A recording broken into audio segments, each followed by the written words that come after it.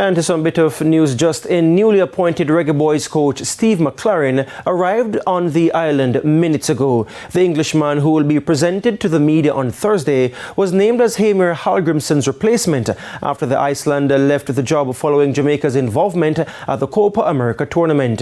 McClaren didn't share much with TVJ Sports, but says he cannot wait to get going on the job. Thank you very much. Pleasure to be here. Why Jamaica though? As I said, a pleasure to be here. What's the first thing you're looking to get going now that you have arrived on the island? Find a hotel and have a good rest, have a good sleep, and I see you all tomorrow.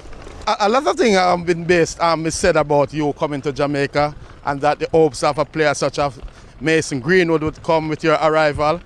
What's the chance of that happening? I think we might discuss that tomorrow at the press conference. What it's like stepping off the plane to feel exactly how Jamaica feel at the moment? No problem, I love the heat.